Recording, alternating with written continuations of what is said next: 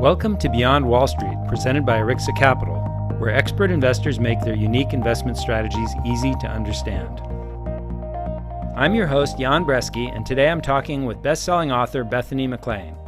We'll be discussing her new book about COVID and what it reveals about our economy. Bethany, thank you so much for joining us today. I'm really excited to have you as part of our interview series. Thanks for having me. Can you start out by talking a little bit about your career track and what you do today?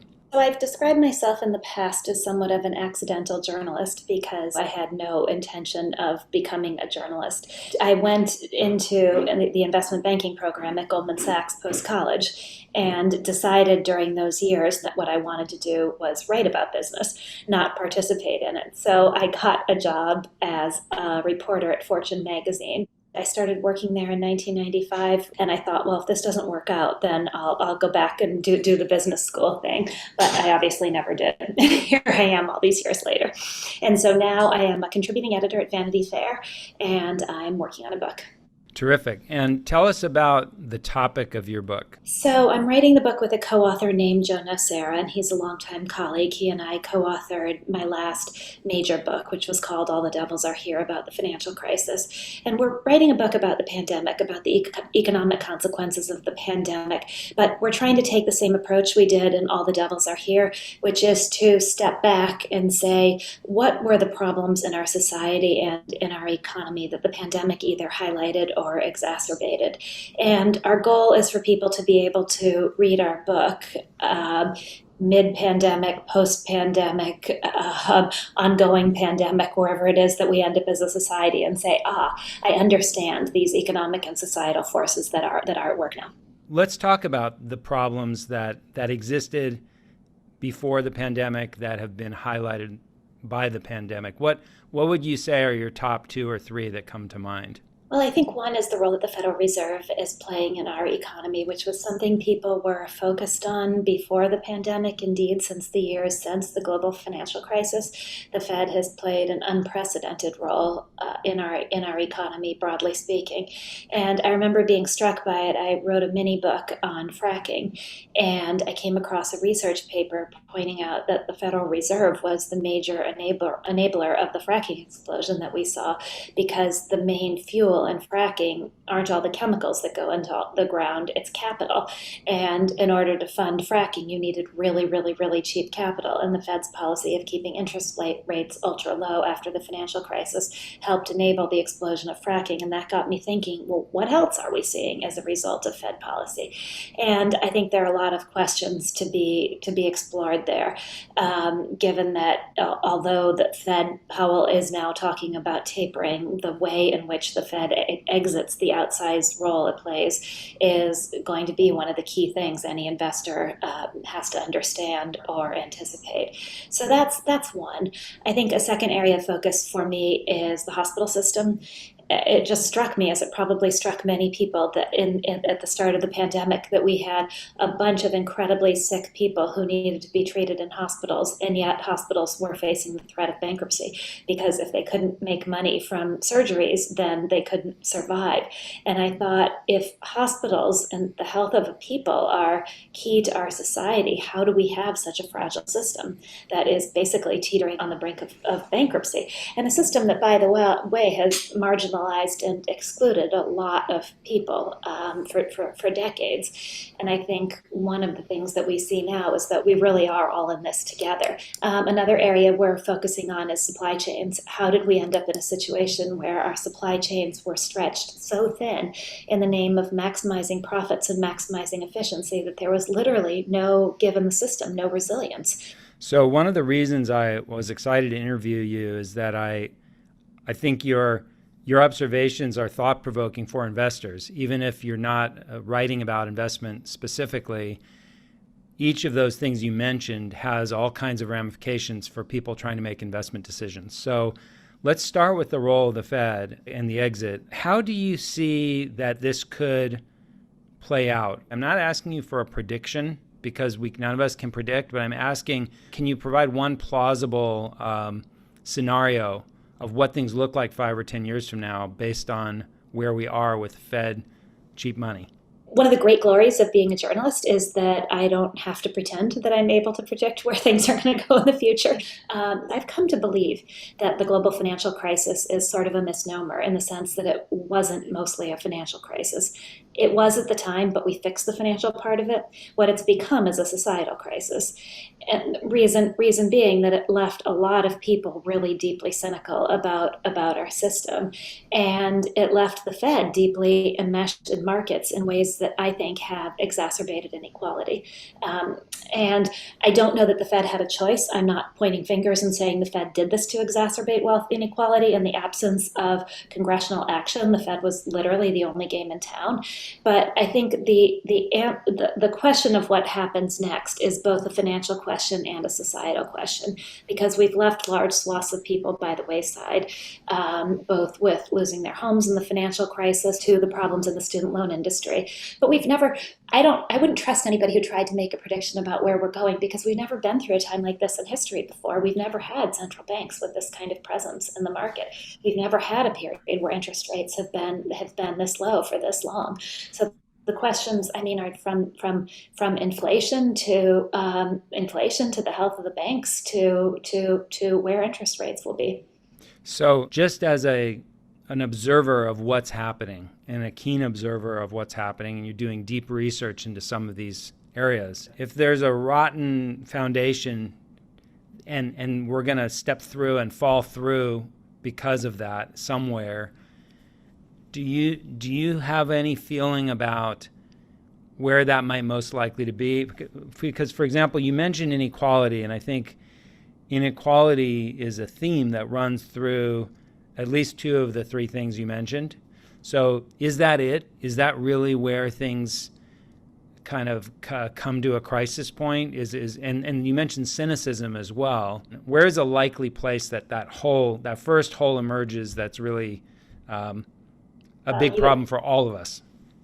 Well, you could argue that the first hole already did emerge with the election of President Donald Trump, right? It showed the deep disillusionment in large swaths of the country and the openness to a leader who claimed to be an outsider. And I'm not opining on the pros and cons of Trump one way or the other, but for sure his larger-than-life positioning as an outsider who was going to shake up the whole system tells you something about how people are feeling.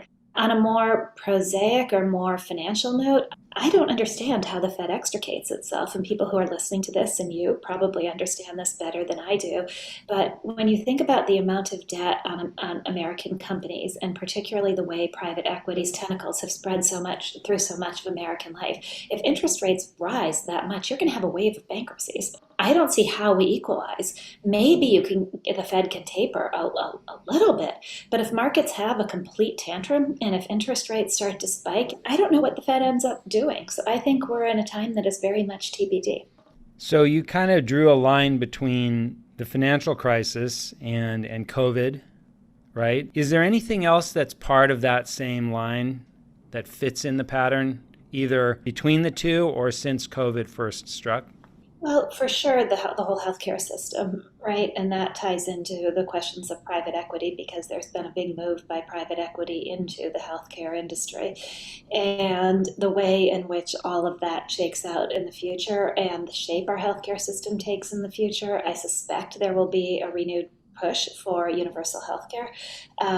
And I think even people who were averse to it pre-COVID have looked at the disparate levels of care available to people and the way that disparate care contributed to the outcomes in COVID, and have started to say we need to do something else.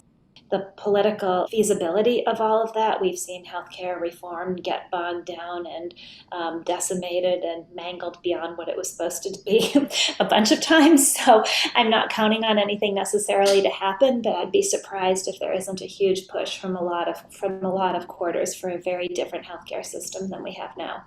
Mm-hmm. I think another part of that issue is the way in both the financial crisis and COVID, it hurt people our society has marginalized the most. The home loss in the financial crisis disproportionately affected people of color, and the same has been true of COVID. And so I think as a society, we're also wrestling with the legacy of racism, and that for sure is spreading throughout the business community as the business community tries to figure out what their role is in addressing this. So, going to healthcare, from what you're seeing, the path to going towards universal healthcare, one path could be that we just become a little more like European countries that have universal healthcare, and that's just where we go. Another path would be a bumpier ride, if you will. Are you seeing signs of one or the other? My guess is it would be a very bumpy ride. I just, with as fractious as we are, as Congress is, and as divided as the country is, I just can't see there can be a straight line to anything. Mm-hmm. Someone said to me, it was an old school Republican politician, and he said to me, I'm a huge believer in the free market, but the way it works is there were guardrails on the side of the road, and if you so much as bumped into those guardrails, it would kill you. There was just a sense of how you behaved, the things you did and the things you didn't do. And I think we've seen a breakdown in a lot of those things in the last decade, and I don't know if it's been fueled by the Friedman-esque idea that a business's only responsibility is to its shareholders taken to an extreme, or it's been fueled also by easy money and by a desperate search for returns. But I think about the story of Valiant, which I wrote about for Vanity Fair and was made into a documentary about the company, which had as its part of its core strategy taking existing drugs and just raising the price on them to whatever level they could, because there weren't any rules to stop that. It was perfectly legal.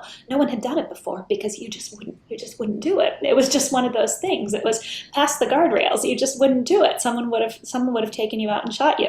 The same thing, I think, has been true of the surprise billing scandal that we saw from private equity-backed ER room consolidators, who ended up basically surprising people with out-of-network bills that the people couldn't pay. It's unconscionable behavior in the name of making money. And I have absolutely nothing against people making money. In fact, making great fortunes, preferably by building real businesses that provide a product that people need and that provide jobs for others. That's what a business should do.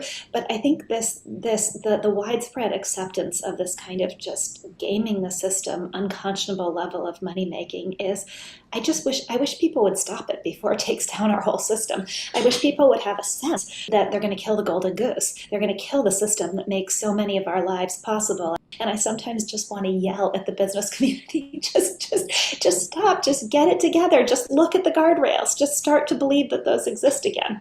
Do you have a point of view as to why the capitalists are putting aside the restraint that they had in the past, and they don't seem to have that natural restraint of where the line should be? Any idea why that is? Now Really, it's more of a problem than it used to be? really interesting question. It would probably make for an interesting book. I'll give a couple of answers, but they really are just theories, so I don't know if they're right or not. I think one is that as the world has gotten bigger, you're no longer part of a community. So if you've embarked on a policy of making super risky mortgages because you can turn around and sell those mortgages to Wall Street for lots of money, you don't have to walk past the person to whom you gave a mortgage that they couldn't afford, who has then lost their home, and see their children being foreclosed on and their stuffed animals out on the street as the family is dragged out of their home. You don't have to see that anymore. You can be oblivious and pretend it's not happening. So I think one part is a bigger world. I think it's a more competitive world at those top echelons of money making. So people are comparing themselves not to, oh, wow, I'm doing really great vis-a-vis the family that just lost their home or that is existing on $50,000 a year. They're instead saying, but that guy over there has $1 billion in a private airplane. And so then there's no limit on how much you need because you're never going to win that race. Let's talk about the other half of what you referred to before, which is democracy. And sometimes it feels like we're on the verge of throwing that to the wayside as well. Do you have any view as to why that's happening now? Why is it that we seem to care less about the value of democracy today than we did, let's say, our parents' generation? I think we've begun to take democracy for granted. We don't realize what the alternatives are. We see its flaws, but we don't see the horrors that some of the alternatives have presented over history. So I think that might be one part of it. I think another part is that democracy requires a willingness to listen to each other and a willingness to engage in debate. If ideas can't be free, then people can't be free. And if you can't talk about things, then you're embracing totalitarianism or authoritarianism, whether you mean to or not. And so I think We live in a world where it is increasingly dangerous to say what you think on many topics where there's one right way to be and feel, and the costs of not towing the line are quite high, particularly for people in certain fields. And I think that's problematic to democracy too. I think free speech has to be a cornerstone of democracy. And I've discovered, if you spend any time on social media, you've probably discovered too, there are a lot of people who really, really, really like free speech as long as you're saying something that they agree with. As soon as you don't agree with it, it's not just wrong, it's misinformation, and they're going to report you for it. Who's to say whether it's a lie? I guess that's the point, right? Right. And that prompted me with one last question. So if you were advising a friend who was not a finance expert, not an investment expert, but they needed to invest a meaningful sum that they had gotten for some reason, what advice would you give, having worked on Wall Street? Are there any observations that you have for that person?